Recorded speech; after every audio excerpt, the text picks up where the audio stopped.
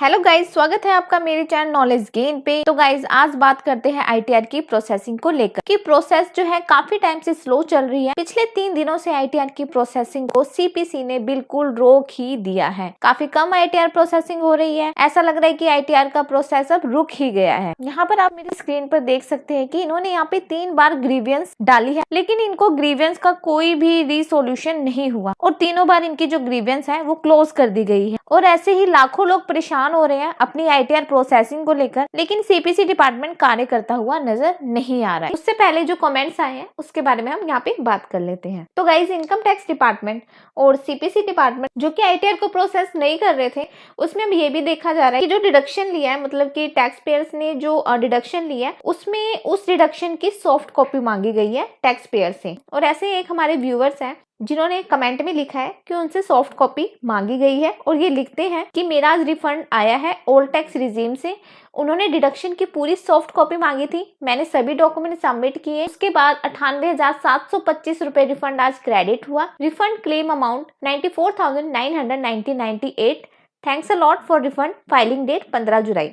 तो इन्होंने जो आईटीआर फाइल की थी वो 15 जुलाई को की थी। तो गाइज, जिन्होंने ओल्ड टैक्स रिजीम के अंदर फाइल की है अपनी आईटीआर और जिन्होंने डिडक्शन क्लेम किया है, उनसे क्या है, अब सॉफ्ट कॉपी मांग की जा रही है। और सॉफ्ट कॉपी क्यों मांगी जा रही है? कहीं उन्होंने किसी ने मतलब मान लो फेक डिडक्शन तो नहीं ली, या फिर फेक डॉक्यूमेंट्स नंबर तो वो डालकर फाइल तो नहीं कर रहे हैं। तो इसके लिए अब इनकम टैक्स डिपार्टमेंट आपसे सॉफ्ट कॉपी भी मांग सकता है। सो गाइज, इस वीडियो में हम डिस्कस करने वाले हैं आईटीआर रिफंड के स्टेटस के बारे में कि अगर असेसमेंट ईयर 2025-26 का आईटीआर फाइल हो चुका है तो उसका रिफंड कब तक इशू हो जाएगा और क्या क्या टाइमलाइन रहती है, क्या क्या स्टेजेस रहते हैं। अगर अभी तक आपका रिफंड इशू नहीं हुआ है तो कहां पर आपको कंप्लेंट करनी है, कैसे चेक करना है, तो ये सारी जानकारी मिलने वाली है आपको सिर्फ एक ही वीडियो के अंदर। तो पूरा वीडियो जरूर देखें और वीडियो के एंड तक बने रहें। तो पहले हम टाइमलाइन और स्टेजेस के बारे में बात कर लेते हैं कि जो टीडीएस का रिफंड होता है उसके क्या क्या स्टेजेस होते हैं। तो सबसे पहले स्टेप 1 में आपको क्या करना है, आपकी जो आईटीआर है उसको फाइल करना है, ठीक है। और सेकंड स्टेप में सीपीसी जो बेंगलोर की टीम होती है इनकम टैक्स डिपार्टमेंट की, तो वो आपके आईटीआर को प्रोसेस करती है और आपको एक इंटीमेशन लेटर इशू करती है। सो गाइस, जैसे ही आपकी आईटीआर फाइल हो जाती है ना, तो आप अपने पोर्टल पर लॉगिन कर लीजिए। लॉगिन करने के बाद जैसे ही आप अपनी आईटीआर को ई वेरीफाई करते हैं ना, तो उसके बाद जो आपकी आईटीआर है ना वो अंडर प्रोसेसिंग जरूर जानी चाहिए। जी हाँ, अगर आपकी आईटीआर अंडर प्रोसेसिंग नहीं गई, इंटीमेशन लेटर आपको इशू नहीं हुआ,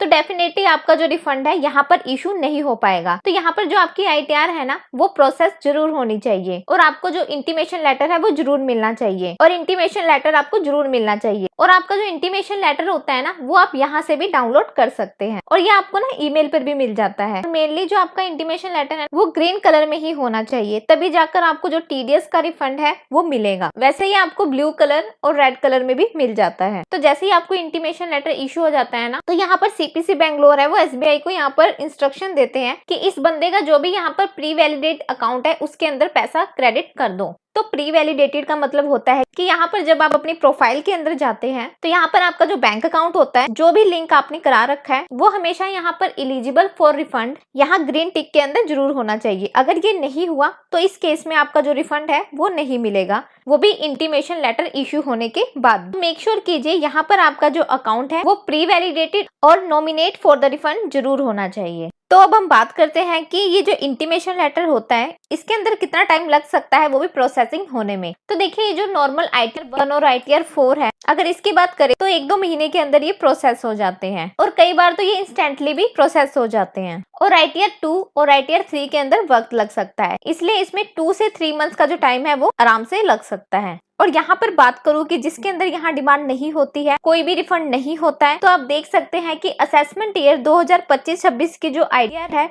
वो बहुत जल्दी यहाँ पर प्रोसेस हो रही है। लेकिन अगर मैं बात करूँ रिफंड की तो डेफिनेटली यहाँ पर वो टाइम लग रहा है। और अगर इंटरेस्ट रेट की यहाँ पर बात करें तो एफडी का इंटरेस्ट होता है जो होता है 0.50% पर मंथ यहाँ पर हो जाता है। साल का अगर आप लगाकर चलो तो 6% का इंटरेस्ट यहाँ पर हो जाता है। तो इसके बाद हम बात करते हैं कि जो आपका रिफंड का स्टेटस है वो आपको कहाँ पर चेक करने को मिल जाएगा। तो देखिए, पहली चीज, अगर आप अपने पोर्टल पर लॉगिन करते हैं और व्यू फाइल आईटीआर को देखते हैं तो वहां पर आपको वैसे यहाँ पर टॉप पर ही देखने को मिल जाता है कि आपके रिफंड का स्टेटस है वो क्या है। और यहाँ पर लिखा हुआ भी आ जाता है कि आपका जो रिफंड है वो क्रेडिट हो चुका है। लेकिन स्टिल अगर आप ऑफिशियल तरीके से यहाँ पर चेक करना चाहते हैं तो सिंपली आपको क्या करना है, आपने सर्विसेज पे जाना है, देन आपने नो योर रिफंड स्टेटस पे जाना है। उसके बाद आपने यहाँ पर असेसमेंट ये चूज करना है जो कि 25-26 है। देन आपने नीचे की तरफ स्क्रॉल करना है एंड सबमिट कर देना है। तो यहाँ पर आपको अपना स्टेटस दिखाई देगा, यूटीआर नंबर दिखाई देगा, ट्रांजैक्शन रेफरेंस नंबर दिखाई देगा कि इस रेफरेंस नंबर के थ्रू आपके अकाउंट में जो पैसा है इस डेट को क्रेडिट हो चुका है। तो इस तरह से आप अपना यहाँ पर क्रॉस वेरीफाई भी यहाँ पर कर सकते हैं। तो बात करते हैं कि ये सारी चीजें चेक करने के बाद भी स्टिल काफी टाइम हो गया है और आपका जो रिफंड है नहीं मिल रहा है, तो आपको जो उसकी कंप्लेंट है कहाँ पर करनी है। पहली चीज, अगर आपको इंटीमेशन लेटर इशू हो चुका है फिर भी जो रिफंड है आपको नहीं मिला है, तो आप इस नंबर के थ्रू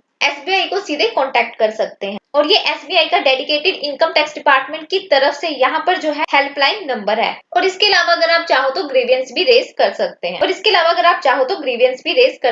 उसके लिए आपने इनकम टैक्स पोर्टल पर लॉग इन करना है, ग्रीवियंसेस पे जाना है, देन सबमिट ग्रीवियंस करना है। तो यहाँ पर आपको मिल जाएगा please select the relevant department. तो यहाँ पर हमने सीपीसी आईटीआर को सिलेक्ट कर लेना है। देन यहाँ पर सिलेक्ट कैटेगरी में आपको बहुत सारे ऑप्शन मिल जाएंगे। तो यहाँ पर हमने प्रोसेसिंग वाले ऑप्शन को सिलेक्ट करना है। देन सिलेक्ट सब कैटेगरी में हमने यहाँ पर अदर प्रोसेसिंग वाले ऑप्शन पे क्लिक करना है। तो यहाँ पर अगर आपकी आईटीआर है वो प्रोसेसिंग नहीं हुई है तो उस केस में हम ये वाली कैटेगरी चूज